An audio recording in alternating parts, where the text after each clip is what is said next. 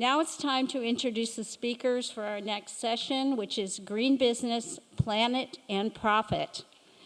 During the session, remember to jot your questions into the Mentimeter so that we can get to them after the panel. And moderating this panel is Randy Penn, the waste reduction agent for IFAS Extension, Sarasota County, where he works to develop and oversee research-based educational programs on waste reduction, recycling, and composting. And I'll turn it over to Randy for the introductions. Let's go ahead and sit down and I'll hand you.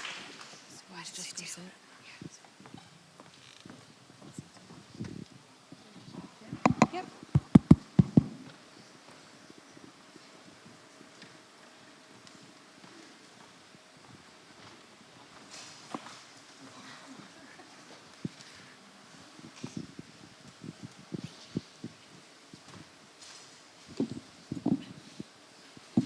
All right, well, thank you guys for having us here. I'm joined by a really great group of business leaders here in our community. I'm going to go through each one of them and tell you a little bit about them. I think they have a slide that's going to pop up here that kind of talks a little bit about their business.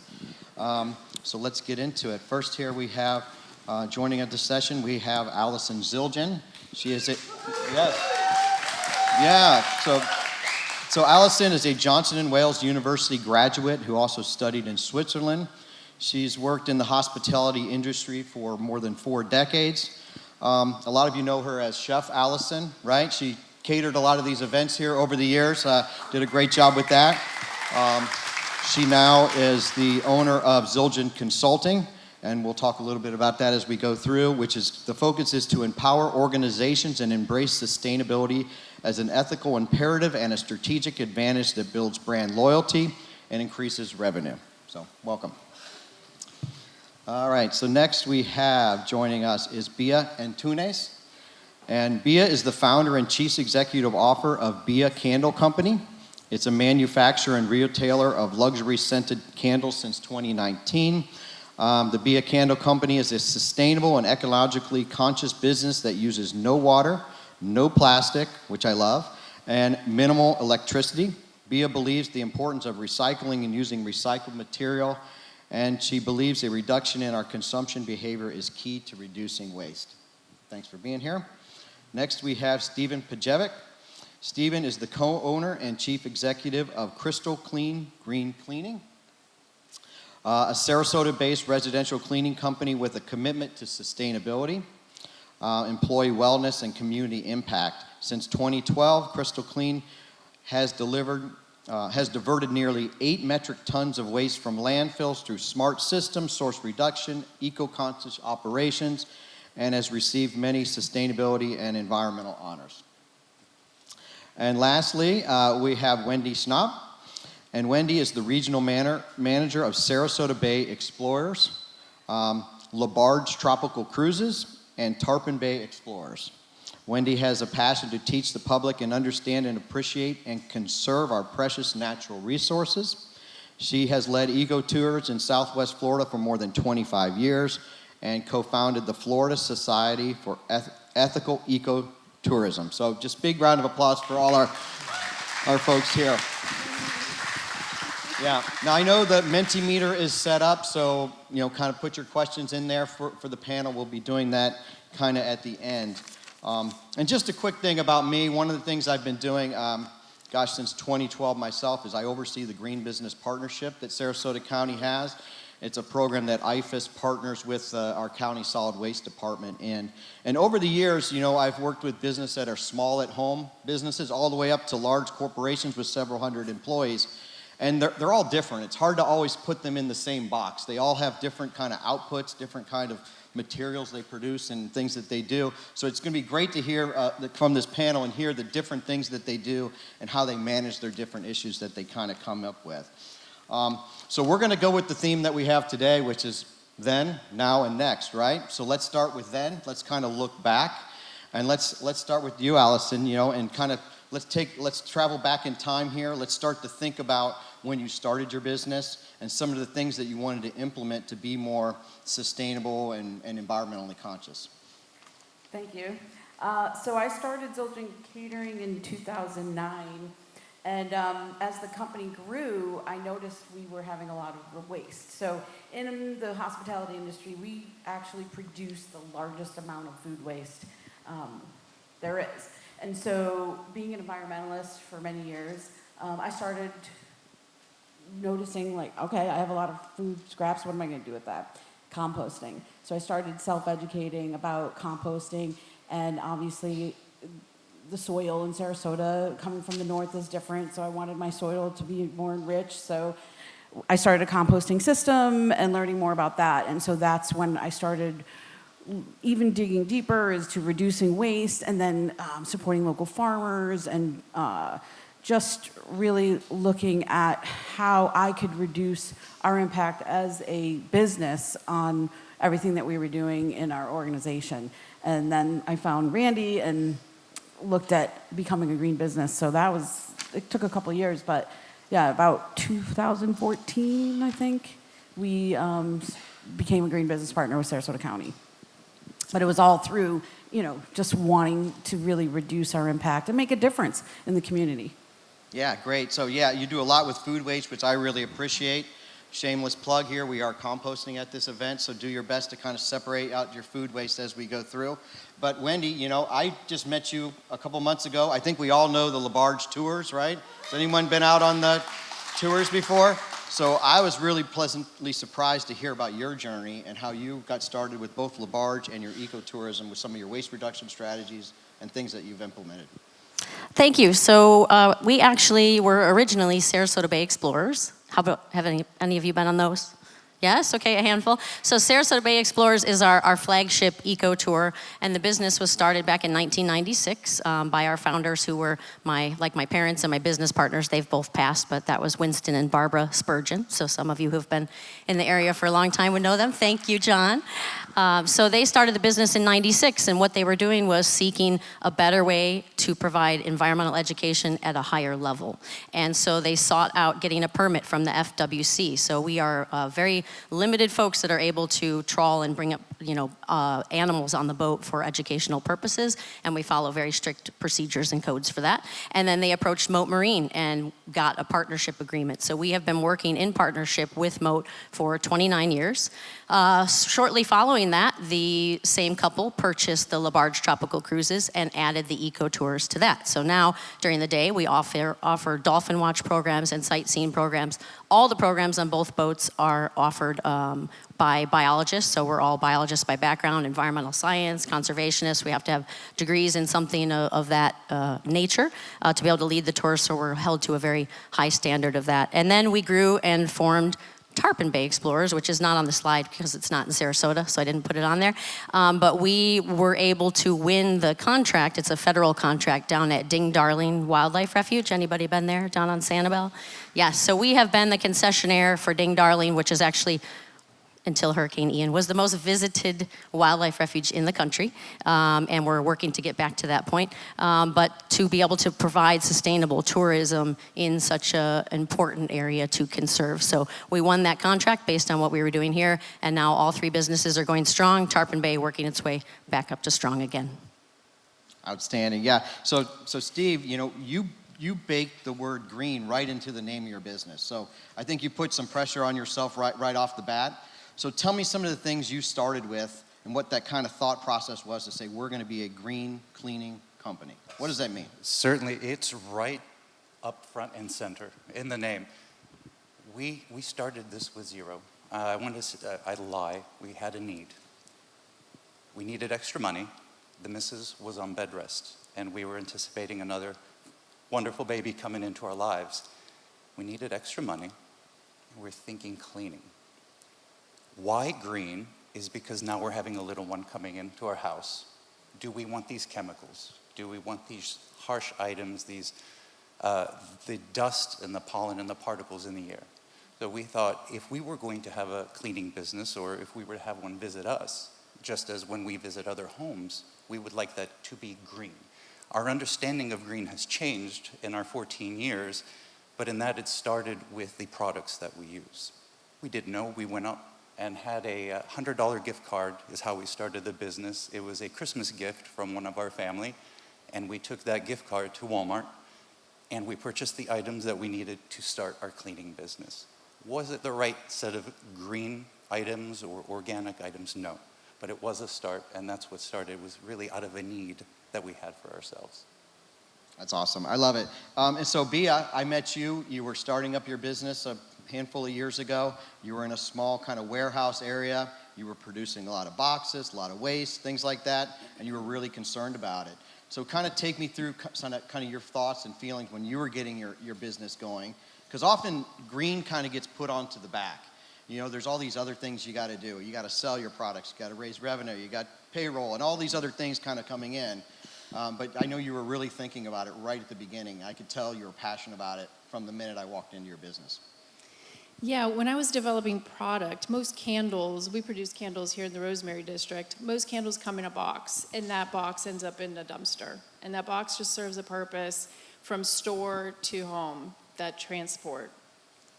But a lot of people, consumers, like the box. You know, it beautifies the product, it makes it prettier, it makes it feel more like a gift. But it ends up in the trash. It's not really reusable, and even a lot of it isn't recyclable because there's so much ink on it or the materials that it's made from. So when I was choosing my packaging, I decided to forego the box and just focus on the jar and the lid. And here's an example of our candles. You don't need a box to transport it, right? But you'd be surprised that some consumers want that box just to make it more. It's frivolous, but it's prettier. So in the initiative was to be more minimalist in the consumption, as opposed to how will we recycle the box, just eliminate the box altogether. And then in the post that Randy was mentioning, any delivery of wax or fragrance or all my materials, they come in boxes. And so I had all these boxes to recycle. And unfortunately, there is no recycle service where we are in the city of Sarasota, so which bewildered me. And I had to find a solution with a friend that owns a company that recycles. So you know, I have to pile it up, and then he comes and picks it up, and I kind of pay him in candles. So you know, you kind of try to find a way. Because I recycle at home, I thought it would be easy to recycle with my business, and it wasn't. It wasn't offered, and I talked to my landlord about it, and he's like, well, you have to pay an extra $300 a month, and that's a lot when you think about, you know, your margins and how much of that increases your rent. So, you know, I try to focus from the beginning to the end point on recycling and reducing.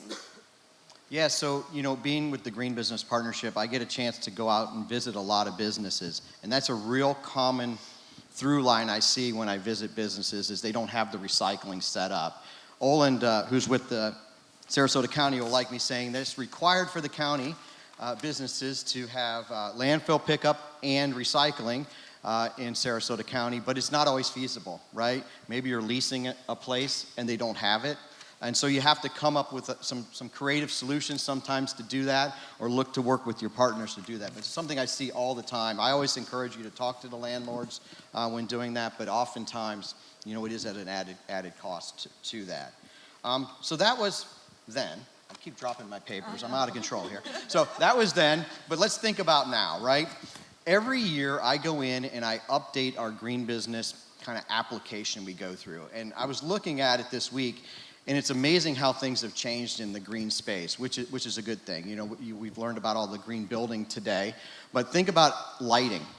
When I started the program, it was just conserving energy. Then we had a blip of those compact fluorescent lights, the little squiggly ones, and then all of a sudden everything's LED.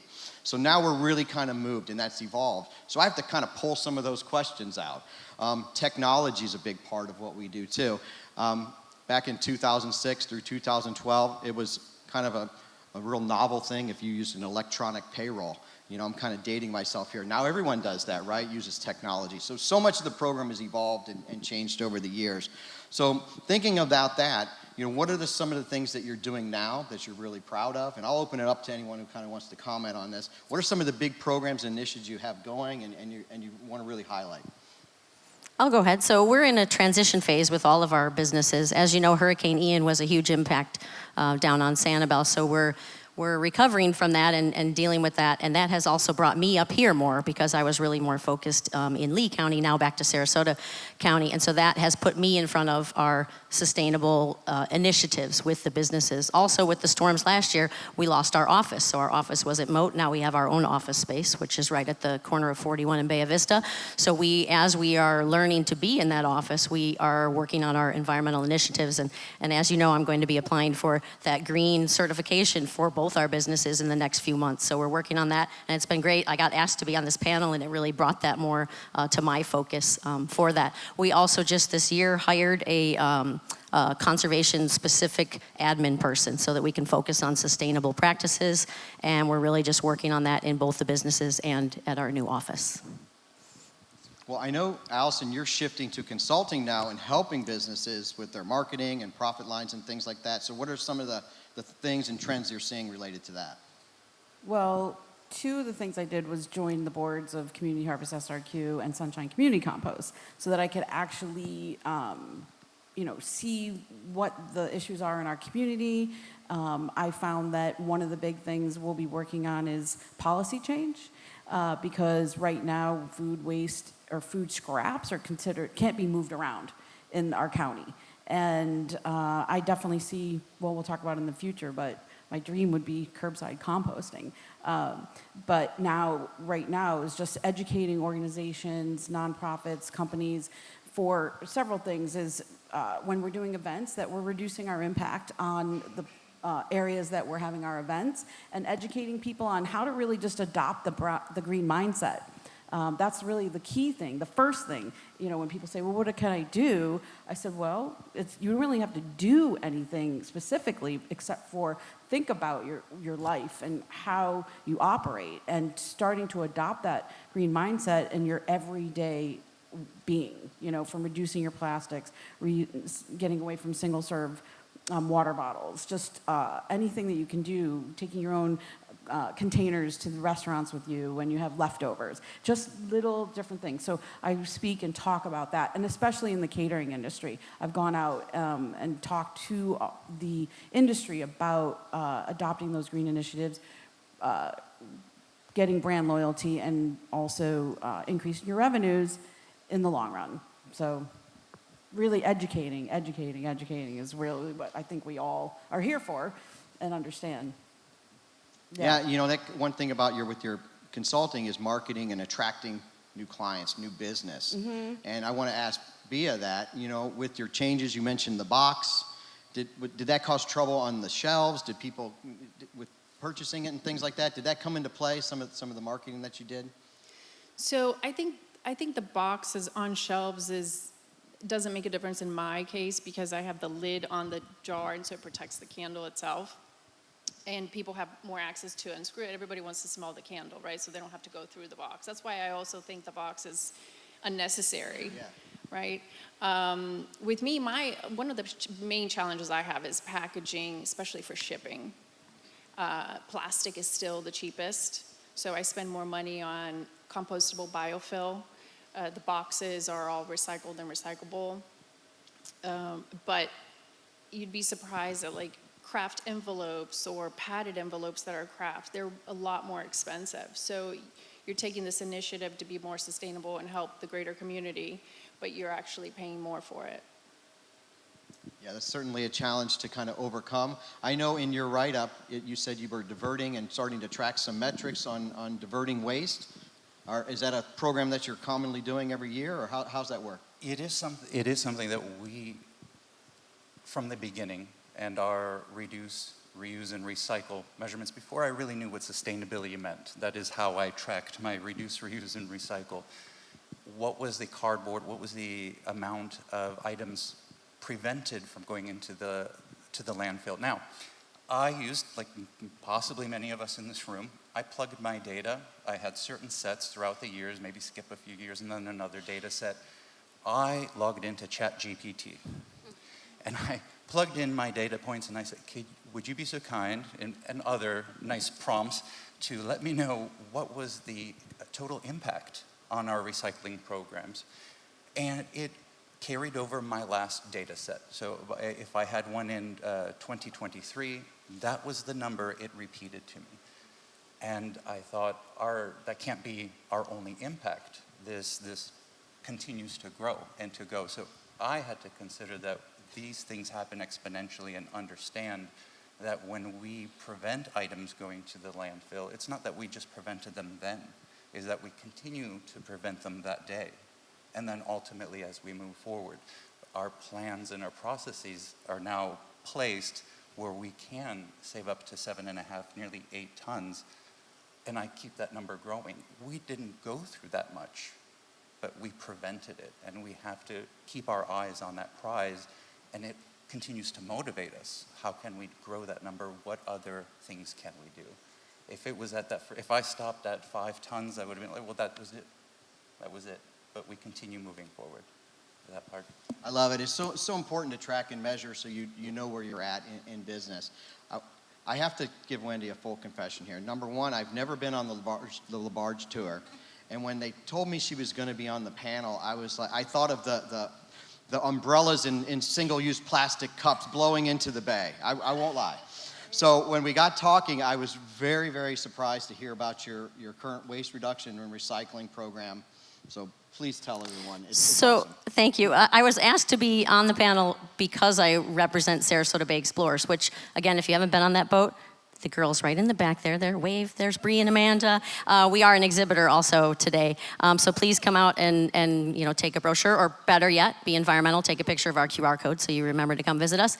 But that's why I was asked to do this. But again, we are working, the businesses are all learning from each other. So that is both a now and a next thing that is happening. So when we won the contract with Fish and Wildlife Service, that business has been held to super high standards, some that are more achievable. For example, we are brick and mortar down there, so we have our own storefront, and so we stopped selling any single-use plastic back in 2012. That's how long ago we did that, and that's awesome. Now, it's not practical on LaBarge. We can't let people bring on their own containers because of our liquor license, so we are doing everything we can to reduce. So how do you do that? Well, you look at the things that are actually practical. So we are in the process of changing our shipping methods so that we have less shipments, so that we reduce the environmental impact of those things, using compostable items, things that biodegrade easier, better straws, cups, the things that we can control. We cannot get rid of them,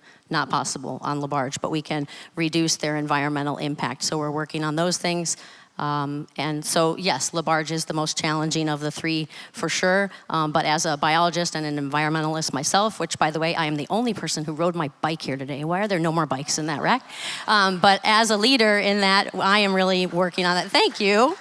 And so we're really just working to do the best that we can. And most important for us, for our next, is that we're going to continue providing environmental education and really teaching people about the resources, understanding how fragile the bay is and ecosystems in general, and then hopefully, hoping that they carry that message home. That's the most important thing. If I see the light bulb go off for people when I'm leading a tour, and hope that they go home and help their river or their watershed, whatever it may be, so that they can do a better effort to conserve and protect, then we're accomplishing our mission, and we're definitely, and I have a whole list here, as we talked about earlier, of all the initiatives that we plan to put in place with the two businesses and the office as we work towards our green certification over the next couple of months. I love it. I love it. I recently took a trip out to Yosemite National Park, and I was with my girlfriend. We walked into one of the general stores there, and there was a whole bunch of drinks in some containers and refrigerators there. And I said, "Did you see that?" And she's like, "What?" She didn't notice. They were all in aluminum cans. Even the Gatorade, all the water, was all in aluminum cans. So we sell Gatorade in cans. It is the #1 talked about thing when people walk in the store. They just don't even understand it. And we tell them we have to get it on a pallet from Miami. You can't buy, now you can buy them on Amazon, but that is not responsible shipping. So anyway, yes. No, that's exactly people right. People love Gatorade in cans. I notice that stuff everywhere I go, and I think probably a lot of people in this room do. But that kind of comes back to maybe customer expectations. Are you seeing customers demand this sort of stuff? Are they asking for green? Or is it kind of tapered off and things like that? So I'll start with you. You're doing green cleaning. Is this something that you're seeing kind of spread throughout Sarasota? Great question. It exists. I wish it was stronger. The demand for people who are sensitive to the environment, or who are sensitive to the fragrances or some of the solutions that we may be using, it is top of mind.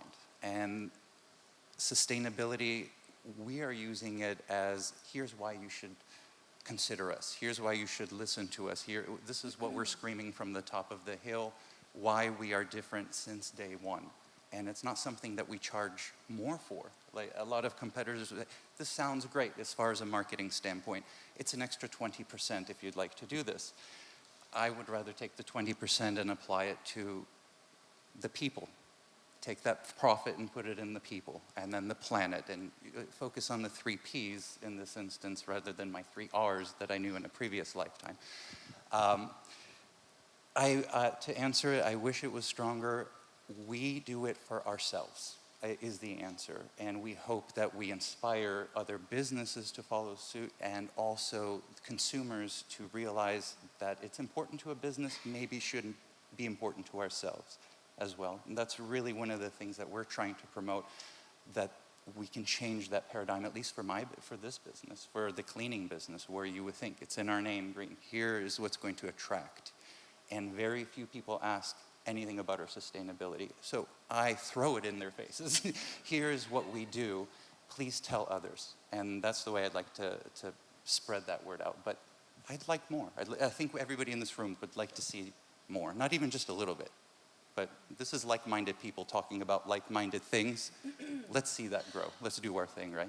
Yeah, and I see Alyson perking up over there, so. Yeah, well, I, for years, obviously, was in events, so I used it as a huge opportunity to educate. So anytime the question was, do you want to do real dishes, or you were going to do disposables, and they chose disposables, it was, I would say, well, we are a green business partner with Sarasota County, and we only use compostable, recyclable disposables, and so we would offer that, and it was a great opportunity to educate people, and they would say, oh yeah, okay, that's great, let's do the compostables. And I have done research on the different costs of using compostables. Now it has come way down. It's actually just the same price, if sometimes cheaper, to use compostables, biodegradables.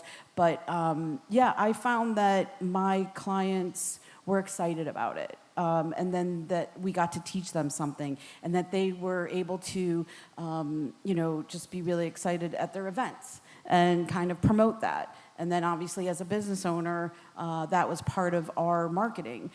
We actually, we walked the talk, we were really doing that, but with one of the things with doing consulting now is to teach other businesses how to adopt those initiatives, build brand loyalty, increase their revenues. And again, it's all about education, but once we gave people a little bit of knowledge, and I would point them to the direction of where to go, how to get that, if they didn't want, because obviously we provide a service, so we have to charge a little bit more, but I would say, here, let's do this. And I really, really was strong about my convictions in, if we are doing disposables at your events, they're gonna have to be compostable, biodegradable. So it was just, I loved the opportunity to be able to educate people and get them to buy in.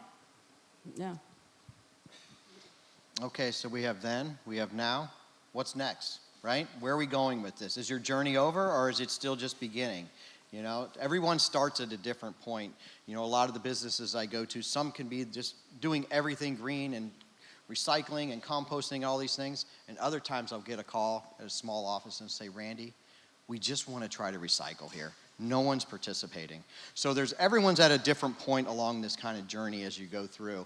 And that's what we try to do with our education program as we rolled it out. So, Bia, what's next? What are you looking to in the future? So, as Alyson was saying about educating, our company educates people on trying to reuse the jars. Some clients actually get in touch with us asking if we do refills, but we noticed that it wasn't financially feasible to clean out the jars and do all that. But we teach them through marketing how to clean the jars and use them for trinkets, use them for a pencil holder, or even little pots, plant cactus or little plants or herbs. And in the future, we want to develop a line that we will offer refills where the person can buy the jar. It has to be a different shape than this one. And they can buy the refills and it just goes right into the jar. So that's a future project. And where can we buy these? Where can we find these at? Are they here locally? Are they on Amazon or somewhere? Where can I get these? So we're in all Whole Foods markets in Florida, and we sell online, and we're in a few local boutiques, and soon we'll be on Amazon within the next few weeks.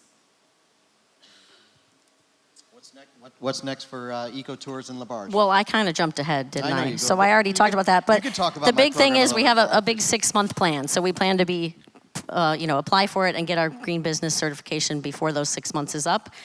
Just increase, keep growing business and doing it in the most sustainable practices possible. And we're going to keep doing what we're doing. And I'm going to keep feeling about it the same way I did. It's actually next week is 25 years since I started at Sarasota Bay Explorers. And I remember going on that boat. Thank you. I remember going on that boat the first day and thinking to myself, really, someone's going to pay me to do this? And they've never gotten rid of me, so I'm going to keep doing what I'm doing and keep leading these fabulous biologists and other folks that work for us. We have a fabulous team, and just keep being here on the Bayfront and help and participate in the processes that make it better. We're actually hoping to get recycling at the marina downtown, which we don't have yet, and I know that the city and folks are working on that, so we've been in contact with them, and just really hopeful about that, working with our new landlord to make things better. So just keep plugging away. One thing I mentioned earlier is how we're always evolving. The application in green is changing. And one of the big things that I've seen with businesses that are environmentally focused is they're very community driven, right? So they're always impacting and giving back in the community in other ways. I'm sure that you're doing that, Stephen. I know you're involved with the community with lots of events. I know Alyson did a lot of that as well. So. We are, thank you. We're actually using the business as a vehicle to do good. Would it be great to talk about margins and increase all the, yeah, of course. I don't have a boat. If anybody would like to help me with that fund, my business cards are on the front. But this is a triangle. It's a relationship. If I talk about planet, people, and profit, there's no top, there's no true side where one or the other should be, but it is a balance. And the people and the profit is something that we very rarely talk about, and that the people have to be taken care of. Professionally development courses that we offer, while I can't compete with big box stores, or after COVID, what was it, certain big box stores were $3,000 sign-on bonuses and a PlayStation 5, and we're a small, family owned and operated. We're like, we'll give you this pen with our name on it. That could only go so far. So it really is finding the balance of what we can do with what we have, finding an algorithm that works, that makes us be able to go out, that makes us be able to concentrate on the people. But the people is a big one, and the community. And it's a matter of education. Education is hard to tell people why they would need to focus, or why they need us in their lives, or any of the businesses here.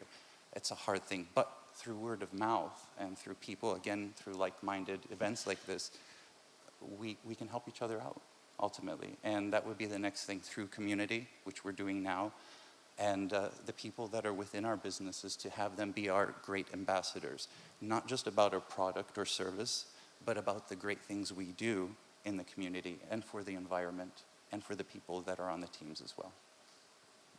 Alyson, I know you want to pipe in here. Go for it. About what I see for the future. Sure. Well, I said it earlier, is policy change. We can't really do anything. Really the goal is to make it easier for consumers to compost, recycle. But if we don't have those policies in place in the city and the county, then we can't really go out and tell people to do it. So that's one of the things I see, like in my business, is that I have to work with, and I have some meetings set up to talk about how do we go about changing those policies about moving around food scraps, because that's one of my biggest passions, is composting and soil, because it all starts in the soil, right? Like nutrient-dense foods, supporting our local farmers, one meal at a time. I talk about that, if, you know, you look at your meal and see how far the food came, you know, and that helps us health-wise. The more nutrient-dense food we have, the better we feel, the better we support local businesses. So it's really, there's a lot to talk about in that, but I think it starts with, at the city and the county level, making sure that it's accessible for people to do.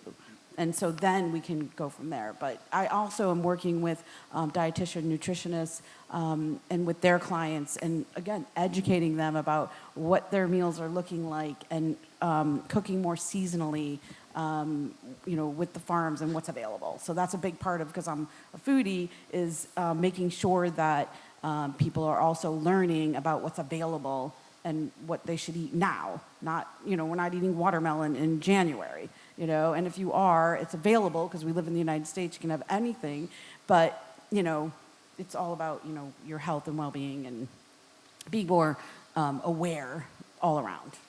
So I love I it. can talk about it forever. I know. That's why I wanted to let you have kind of the last word there. You know, I have to say, I really loved our keynote speaker there with those murals that were up on businesses. It shows how that businesses can play a vital role in advancing kind of our community long-term impacts, environmental impacts, and all those sort of things. So you guys are all leaders in our community. I want to thank you for being here. I think it's great. I know we're going to take some Q&A. I think we're at our time to do it. That was perfect. So they're going to pop some up, and we'll get some questions from the audience.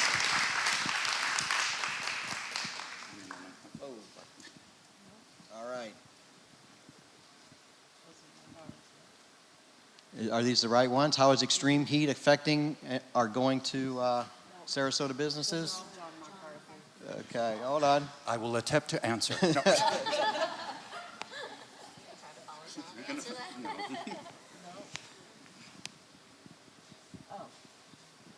Okay, well. That's one for us. Oh, go back. Oh.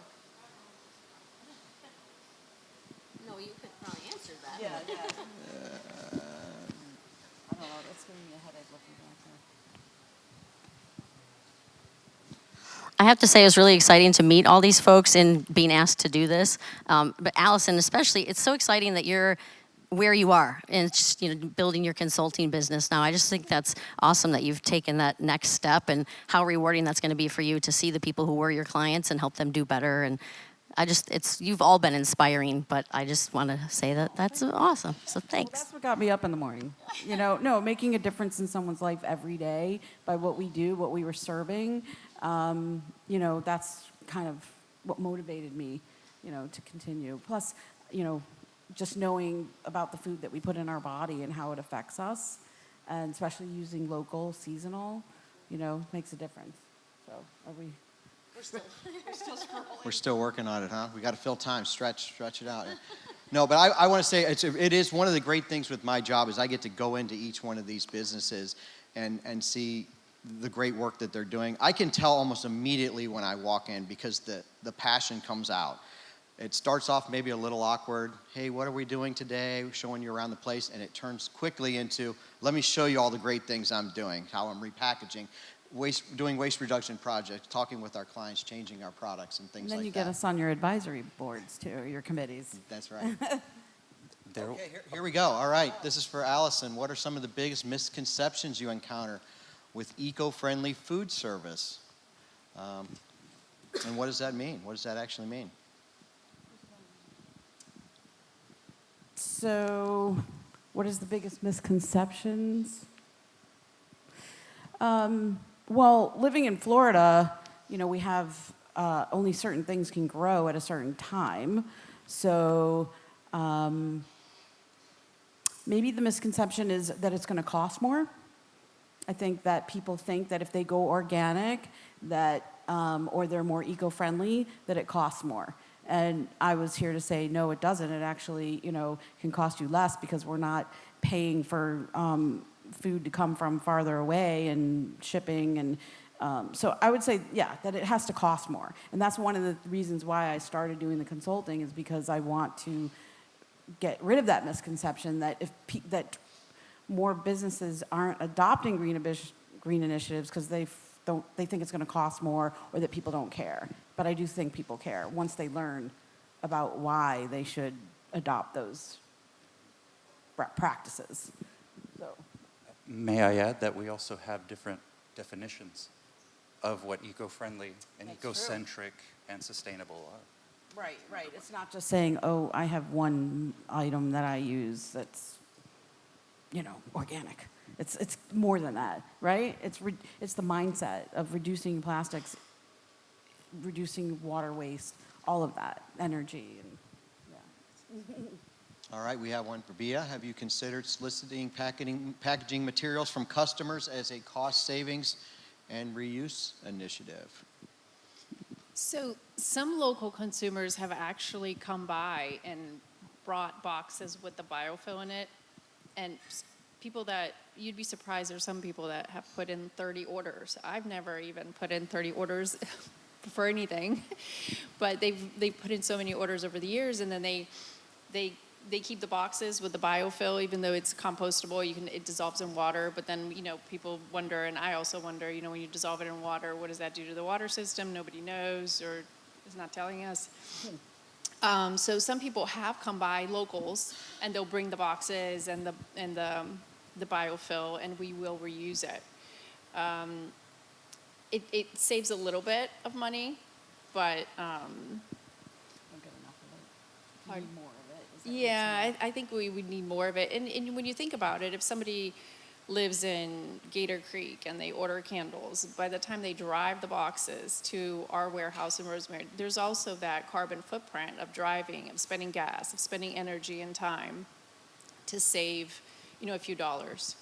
So there's always that, I feel like, always weighing in and out what's really worth it, what makes a huge difference in the end. Okay, we got another one. Wendy, what advice would you offer to other small boat and tour operators to become more eco-friendly? Where should they start? What should they do? So where to start? So I would say start with the staff. That's the most important thing. So trying to teach your staff things like always have these, and make it a staff requirement, which we're working on that. Just policies and leading by example. In addition to that, making sure that you have the most eco-friendly, like for example, 4-stroke engines versus 2-stroke, things that have the least amount of impact, doing more low-impact activities as much as you can do that. Certainly observing all of the environmental, like we can't talk enough about the manatee zones, and making sure that you observe that, making sure that you are so careful. One prop line through a grass flat takes years to recover. So making sure that you do those things. And then working with like-minded folks. So working with, certifications and within eco-friendly, like for example, and giving back to the community, like I'm gonna go to the hospitality with the youngsters, the teenagers that are coming, we're doing in a couple of weeks with the county, definitely giving back and getting your name out there that way and helping people to understand that you are that outfitter and that you are eco. We used to have a certification, but they got rid of it, that was called Dolphin Smart. That was a really good one. But just any of those things that you can get recognized for being green, and respect that, and try to support other businesses that do that, like working with green cleaners and other folks in the community. That's good. I'm glad you brought up the staff, because the businesses I visit that have the most success and the staying power with these initiatives always start with building that green team. And this has to start from the top all the way to the people you hire to come in and clean your place after the doors are closed. We've experienced that at our building with recycling issues and things like that. If you don't have it throughout your whole organization, it just doesn't have that staying power. And if somebody leaves, then it kind of goes away. So establishing that green team is super important through the staff. And tell them why. This is why we're doing it. Is important. That just to say about the staff is even the people that worked for us, and after they left, they said that we made a difference in their families, because working in our kitchens, they learned how to compost and how to have no preservatives, no nitrates, no high fructose corn syrup in their food. And so they were learning how to feed their families better. And that was amazing, because then they took that into their homes. So that's great that you do. All right, here's one for, I guess, anyone who wants to pop in. What opportunities do you have to engage our youth? How do we do it? Well, we do take out school groups, and so it's just, it's different for me in that realm. And like I just talked about, I'm really looking forward to working with the high school group in a couple of weeks. But we have school groups and school camps and that, and then families. You have families, and it's awesome wherever they're coming from. And again, we hope they carry the message with them about protection of our natural resources. And again, when you can see that light bulb go off with anybody, but when it's in a youngster, it's even more special. School gardens. Oh, yeah. School gardens. Get involved in their schools. Work with organizations. There's plenty of them in Sarasota. There's a lot of school gardens. Get on that committee and teach your children where our food comes from. Yeah, that's awesome. That was great. I participated on Tuesday with Sarasota County Schools CEO in Schools program. I visited Wilkinson's Elementary. Wilkinson's Elementary, 60 to 80% students receive free or reduced lunches. That's a true statistic. They do have a community garden, and it is maintained by 2 retirees from a complete other, actually from the UF extension. And my mind was blown. And I asked the principal and the administration, what can small businesses do to help you out? Maybe not specifically Wilkinson Elementary, but maybe the district. And they said that small businesses come, members of the community, with their time. Doesn't have to be a pocketbook. They said to make a moment for our students that is enjoyable, interesting, and a teachable moment from real people in the community is all that they were asking for. That's something we can provide for sure. I think we'll do a couple more, right? I haven't really been paying attention to the time check down here. I'm sorry. You give an extension agent a microphone, we can go. But I know I'm in between here and lunch, so we'll get through this. So Alyson, how can people embrace sustainable efforts and the local food movement in their own homes? I think you kind of hinted on how some of your staff took some of your practices. Well, I mean, composting, you can compost at home. Now, a lot of people live in areas where they can't compost at home, but they can still compost and bring it to areas. So if you've ever heard of Sunshine Community Compost, they are a nonprofit organization. We do have different areas, community areas where you can bring your compost. But if you're interested in that in your community, you can also contact Sunshine Community, and we can also get that initiative in your own community. But just seeking, there's plenty of organizations. This week is Eat Local Week for Community Harvest SRQs. There's events going on every day this week. So, you have to do a lot of self-education. A lot of what I've learned is by me just researching and seeing what's available and getting involved. So I think IFAS has a plethora of classes that you can take. And I've learned so much from Randy, and there's other small businesses that are around. So the local food movement, Slow Food, Community Harvest SRQ, Sunshine Community Compost is the first 3 that come to my mind, but it's available. Yeah. Perfect. I think we'll stop there, unless there's one more. All right, let's keep going. All right, is anything being done to get rid of plastic bags in grocery stores and other stores too? I think grocery stores get a lot of the attention, but there's a lot of We can all do our part, right? Bring our own bags. When I first moved to Sanibel, the local grocery store would make fun of me. They called me the bag lady because I brought my own bags. Now it's fashionable, but it's not fashionable enough. And I think the only way we're ever going to get to that is if we start making it mandatory they don't have them, or charge for them, or both. So, some combination of those two. Some states, they don't even have grocery bags anymore, right? And the other thing I want to say with reducing your plastics is when you go out to eat, keep some of your own glass containers in your car and bring them into the restaurant with you, and you have your own to-go containers. So that's one way to reduce their plastics and to reduce the amount of whatever they're using. Styrofoam, whatever, try and carry your own. And like you right, said, and be a at good least some steward. places are using compostable or better materials, but we all know reuse is actually the best. So if you can reuse the same containers, and yeah, I'm that person too. You and I, we should go out to dinner. We'll both have our big bags with our Look at you reuse strange, containers but who in them. cares? I only carry a purse so I can bring my bowl to take the food. I'm going to take a different stance. I'm going to agree to maybe disagree of what the big box stores might be doing. They're going to take whatever's cheaper route per norm. And the reduction of plastic, the reduction of the plastics within the bags aren't for sustainability purposes. The bags themselves are simply going to be made thinner with less plastic and marketing. But a lot of them are using recyclable plastics for their Of bags course. too, I I think. think it's just getting cheaper and thinner and ultimately marketed as sustainable. Just an idea. Yeah, plastics is one of those big issues. It can get really depressing when we talk about plastics and their impacts. You know, I always say in all my classes, at a minimum, let's make sure we keep it out of our bays and waterways, right? Let's keep it out of the environment at a minimum. At our office, we've made some really cool steps. We've gone beyond with our recycling. We have a bag recycling, the recycled pouches from Amazon and all those places. We recycle all that stuff, and I take it to the store and drop it off on my own.